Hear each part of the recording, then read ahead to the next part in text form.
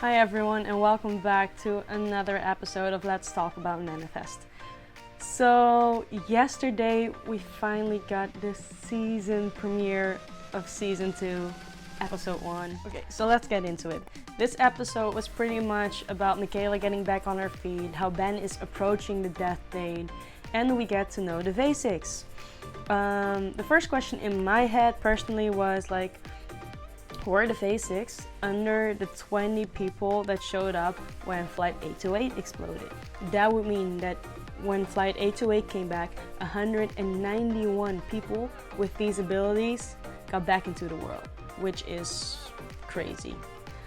Another question later on in the episode, after saving that family, Michaela is like, do you still have headaches? And they answer with no. And she's like, okay, I'm pretty sure they're not coming back. Like, how does she know? Is that like in the beginning of season 1, like when she just felt own your truth, that she didn't hear a calling, but she just felt it, she just knew? Just like how Cal sometimes knows things. Like, how does she know that the basics won't have any more headaches or callings? That's a big question for me. Another point I want to bring up is Captain Bowers. Like, who actually is she? Why did she come in that position? Who actually gave her the position? Because we had a small explanation that says that the former captain left too many mud or like holes, and they wanted to tighten up. But like maybe, just throwing it out there, maybe it was the major that wanted someone in that position. Like in season 1, we see fans walking into the office and like, hey, I want to know about Michaela Stone. But the captain refuses to give him information. Maybe now, with the major having her own captain in place, that would give her more access to Michaela's life.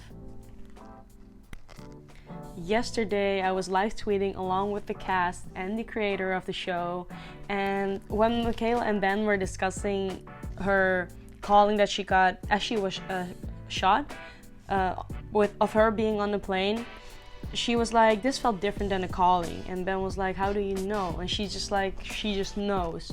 And I tweeted out, what if it's a memory?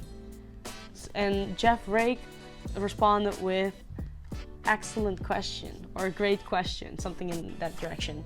So I'm thinking, theory spoiler, like if the plane actually did nosedive and Cal and Michaela somehow got aware or like gotten some piece of that memory back, and in a miraculous way there's like a different timeline.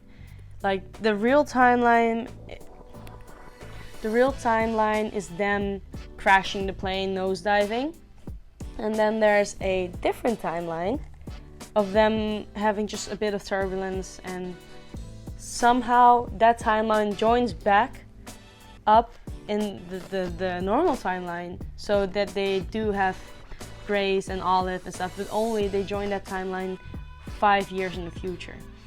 I don't know how, that's the big mystery, but that's just me putting something out there. Okay, so now I wanted to discuss a bit of fan theory of other people. The first one is from Maria Zumihai. I don't know if that's how you pronounce it, I tried. She says, I feel so bad for Jared because he deserves so much better. He just doesn't understand the callings and seek yet. Also, that Zakayla scene though, before season 2, I was 100% Jared. Now I'm 75% Jared. Also, what the Vance is back. I did not expect that. Okay, so I know, like, it's a bit sad for Jared as he really loves Michaela, like you can see that. But to me, he's kind of acting like an a-hole because he's been so controlling. Like, after her telling him to back off of Zeke, he just doesn't. So she's kind of right in the way of like, you're the reason I got shot. On the other hand, like, okay, he did it because he loved her and he thought he was protecting her. On the other hand, after that conversation, she's just like, I don't know if I'll ever be ready to deal with you. And then, not like even in the same episode, he just like comes back and like, you need to tell me, like, I'm warning you, this and that, and then that, and even at the end of the episode with the car. So I'm kind of like, yeah, this is not really great boyfriend material. Also, in an interview with TV Insider, Jeff Rake answered a question about the whole love triangle, and he said, and I quote, "We're going to see a darker shade of Jared as he becomes increasingly convinced that Michaela is on the wrong path and that he can't help feeling increasingly betrayed because of it all." And now I'm wondering, because like, for me, Jared is already pretty up in her grill. So how much worse is this going to get? Will Michaela become a victim once again from Jared's ego, almost, I would say?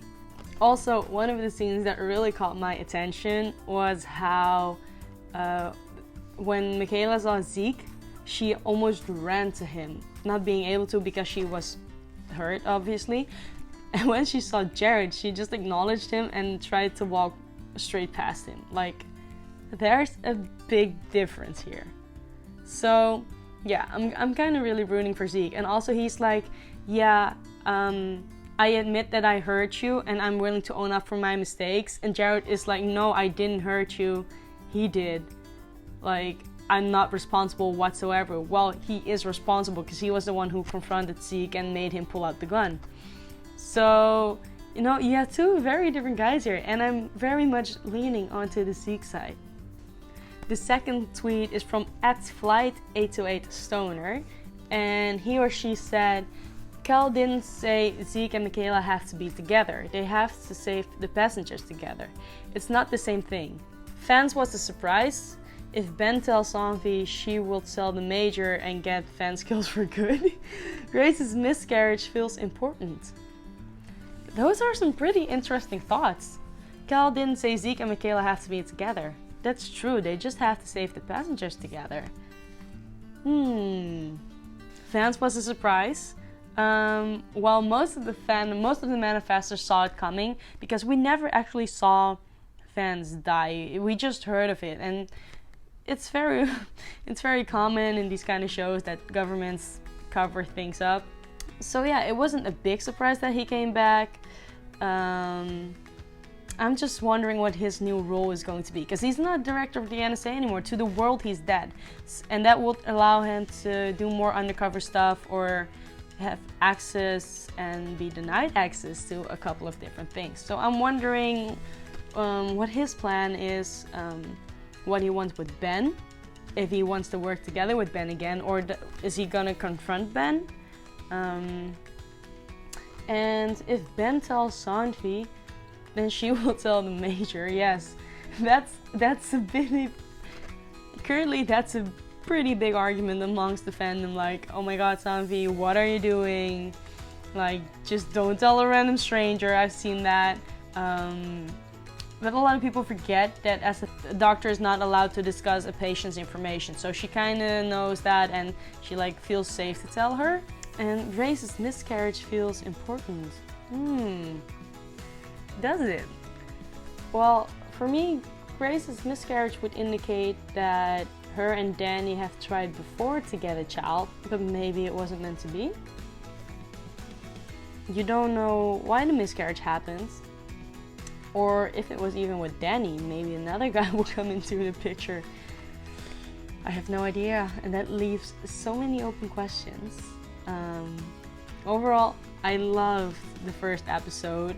It was so good, so exciting, and they answered so many questions, but also left so many questions open. If you guys want to be in the next episode, make sure to tweet me @ManifestCrew. I will be live tweeting most of the episodes if I do not fall asleep, seeing as it will air at 4 a.m. for me.